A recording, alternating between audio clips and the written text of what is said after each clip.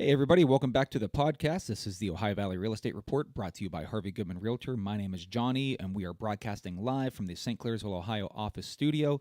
And today we're talking about breach of contract, what it means, what actions you can take as a buyer or a seller, the consequences that come with it, and why not to do it if it can be avoided.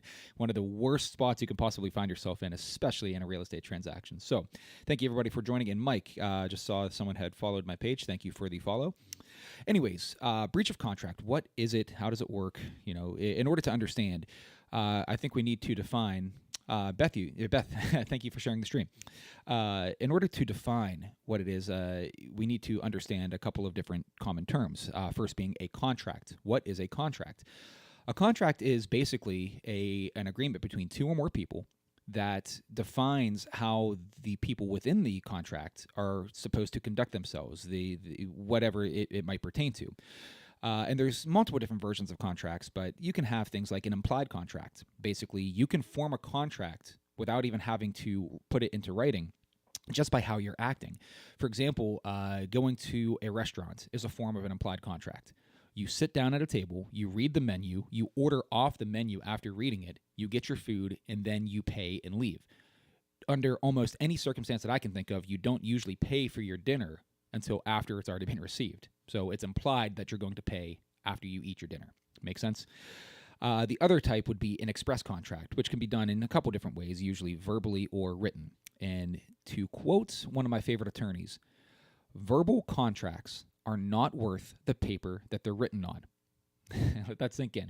Let me say it again. Verbal contracts are not worth the paper they're written on, because you leave so much to misinterpretation. You leave so much to hearsay.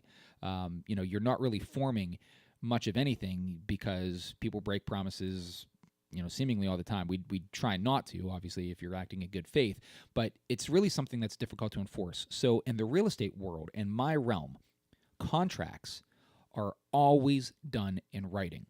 And for good reason. This is the single largest financial transaction that people are going to take in their lifetime, whether they're buying, whether they're selling. It's something that we certainly don't want to take lightly. And this business loves its paperwork for that reason alone, for that protection. So what happens when a party does breach a contract? Well, a breach is basically someone doing something they say they won't, or not doing something they say they will. It's one of the only two ways that I can think of that a breach would actually occur. To give an example, let's just say you're a buyer, and you say to a seller, I'm going to give you a full price offer on your house. And that offer, if you should accept it today, I'm going to go to the bank within the next 5 days, and I'm going to start my loan application. I'm going to start the process within the first 5 days. So the seller says, okay, I'll sign your offer. They sign off on it. Here you go. Everything's good. Go ahead and get everything started. But let's just say you as the buyer don't take that contract to the bank for 2 to 3 weeks. You've now delayed the seller by an additional 2 to 3 weeks. They thought you were going to do it within 5 days. You took 3 weeks to get to the bank. Everything now is 3 weeks behind schedule. So much so that, let's just say that seller was selling that house in order to buy another house. You've now delayed their purchase because it's contingent on their home sale to buy this house over here. You see how that can cause a damage.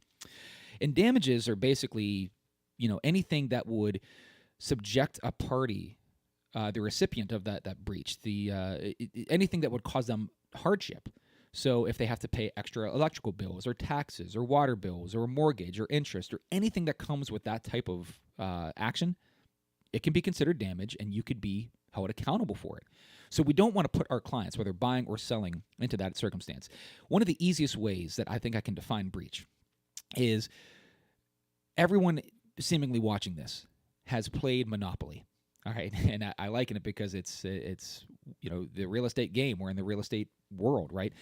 Everyone has played Monopoly, and no matter if you go to my house or your cousin's house or family member or who, friend's house, whatever, everybody seemingly plays Monopoly a different way. Sometimes if you land on free parking, you actually get money. If you land on go, you get twice the amount. You get 400 rather than 200 for pass and go. All these different various rules that can be applied. They call it the house rule. Well, that's what your contract is. That's what your real estate contract is. It's basically just a form of house rules that each party is expected to conduct themselves, how they're supposed to facilitate the transaction. But there's one space on the Monopoly board that nobody ever changes, And that's the go to jail space. You land on that puppy, you're going to jail. You understand there's consequences for landing on it. The same way there's consequences for breaching contract.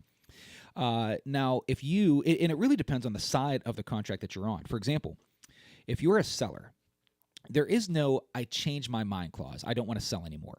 Okay? If you, as a seller, come back and say, you know what, we're 3 weeks into this, the buyer's already paid for an appraisal, paid for building inspection, paid for title search, all these out-of-pocket expenses, and they've done everything in good faith to get to this point, and you say, you know what, I'm not selling anymore, I changed my mind, the buyer actually has they have legal action that they can take through what's known as specific performance. They can actually sue you, get a judgment from the judicial system, obtain that judgment, and force you to sell the property. It's called specific performance. You can look it up. I've never seen it actually take place, but it does exist as a remedy for such damage. And not only that, any legal fees that come with that judgment that it takes to get that, any additional damage as far as if their interest rate increases, anything under the sun that it takes to get to that point, any out-of-pocket expenses, all of that could be fallen onto the shoulders of that seller who just breached contract and changed their mind. So what does it mean to a buyer? Well, we just said that through specific performance, a buyer can force a seller to sell. There really isn't any laws that I know that can force a buyer to buy.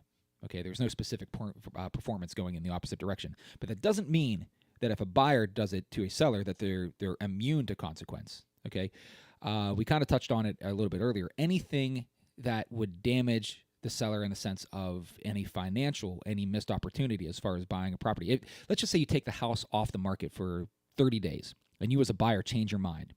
And let's just say the house was $200,000.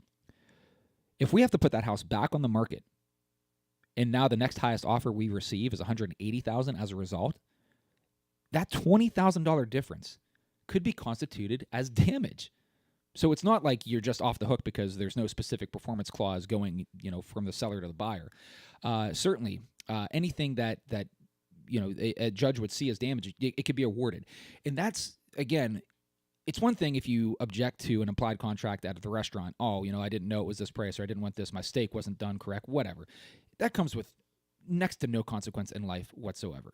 You breach a real estate contract, it is heavily, it comes with an immense amount of damage for the side that is damaged. And it comes with an immense amount of consequence. We don't want to be, Beth, thank you for liking the stream. We don't want to see our clients in their circumstances, and I say this pretty much in every one of my podcasts, who you work with matters, and it matters for this reason. We want to make sure that we stay on specific timelines. One of the clauses that you will see, whether it's in our contract, whether it's in a different brokerage's contract, time is of the essence. I'm sure you've heard that, not just in real estate speak, but just in general. But what we mean by that is everything has to be accounted for, from your closing date to your loan application to the duration of your inspection period. Everything has to be done in a timeline. We can't just say, hey, we want to do a building inspection and give ourselves 2 weeks to do a building inspection, then not do it in that time frame. Then on day 30, right before closing, go do a building inspection and say, you know what, this house needs X, Y, and Z. We want $20,000 shaven off the price. It doesn't work that way. We have to do it within a specific time frame, so we don't find ourselves, damaging the other party. So I hope this helps. Obviously, there's much more to nuance around this than a 10-minute podcast would allow for. Any questions, any comments, please leave them in the sections below. You can always message me directly. My name is Johnny from Harvey Goodman Realtor. Thanks for watching. Hope you all have a great day.